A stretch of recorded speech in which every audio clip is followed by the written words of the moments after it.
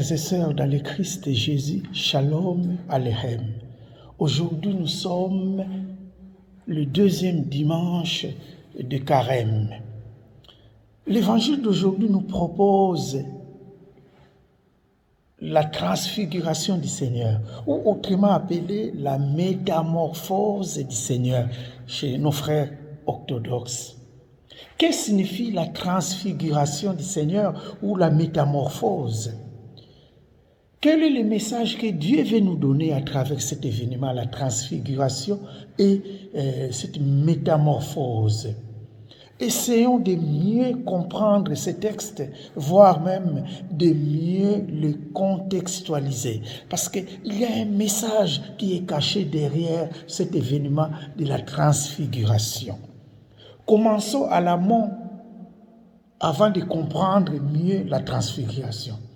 Avant ça, Jésus était à Césarée de Philippe, au nord d'Israël.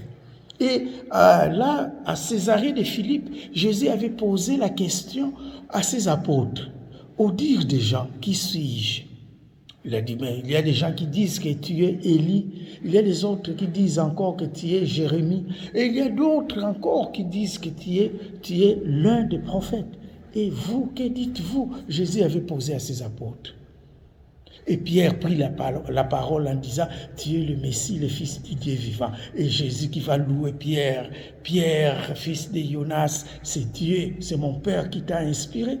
Voilà. Et après cela, Jésus commence à parler à ses apôtres qu'il doit souffrir, il doit mourir, il sera crucifié. Pierre les prend à part en disant, Seigneur, que cela ne t'arrive.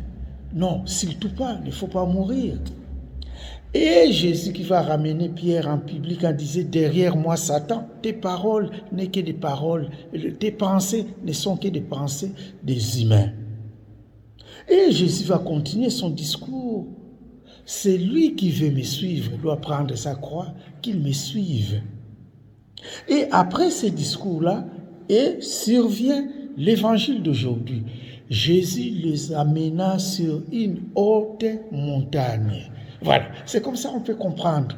C'est-à-dire qu'on ne peut pas comprendre la transfiguration du Seigneur sans comprendre la question que Jésus avait posée à ses apôtres, à Césarée de Philippe, au dire des gens, qui suis-je? Et Jésus avait compris que ses apôtres n'ont pas encore mieux compris sa mission, pourquoi il est venu. Et voilà, c'est pour cela qu'il prend ses apôtres, il les amena sur une haute montagne.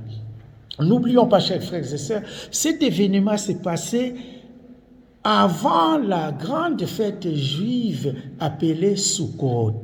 Sukkot, c'est la fête des tentes. Donc cela s'est passé avant la fête de Sukkot, où on met des tentes à l'extérieur pour fêter pour commémorer leurs 40 ans au désert. Et Jésus prend Jean, Jacques et Simon-Pierre. Il les amena sur une haute montagne. On dit là, il se transfigura. Et Élie et Moïse sont venus. Et Simon-Pierre qui voit Élie et Moïse dit, mais pourquoi pas construire 3 tentes ici, une pour toi, une pour Moïse, une pour Élie? C'est vrai. Simon-Pierre pensait que ces gens-là devaient rester avec eux, fêter la fête de Sukkot qui arrivait dans quelques jours, fête des tentes. Donc il fallait construire ces tentes-là pour qu'ils fêtent avec eux. Mais non, les messages n'étaient pas là. Nous le savons. Élie et Moïse sont des précurseurs du Christ. On nous parle d'eux. Il y a, disons, Moïse qui est mort avant d'entrer en Terre Sainte sur le mont Nebo, et on dit que Élie était enlevé au ciel sur un char de feu. Ça, nous connaissons. Mais alors, qu'est-ce que ces deux personnages sont venus faire lors de la transfiguration du Seigneur? Et c'est intéressant. Chers frères et sœurs, le véritable ou la véritable transfiguration du Seigneur, c'est de tout laisser et le suivre. Comme Jésus avait dit au jeune homme riche, va, vends tout ce que tu possèdes, viens et suis-moi. Et c'est ça la véritable transfiguration. En ces temps de carême, chacune de nous doit se métamorphoser, se transfigurer pour fêter la résurrection du Seigneur. Quand on dit se transfigurer, veut dire quoi? Quitter tout ce qui nous éloigne de Dieu, revêter encore, disons, un corps nouveau dans le Christ. Et cela, on peut comprendre dans la première lecture où Abraham a quitté tout pour suivre la voie de Dieu, pour répondre à sa vocation, pour poursuivre sa mission. Abraham nous donne l'exemple. Tout quitter pour Dieu, servir Dieu de tout son cœur, donner à Dieu tout ce qu'il avait. Et même dans la deuxième lecture, on voit Saint Paul qui nous dit beaucoup de gens se conduisent en ennemis de la croix du Christ. C'est-à-dire qu'ils ne comprennent plus que le Christ est venu pour nous sauver et qu'en lui seul, notre vie peut trouver sens. Alors, chers frères et sœurs, oui, nous vivons dans une époque où les honneurs nous tentent, nous tous. La vaine gloire de ce monde nous attire.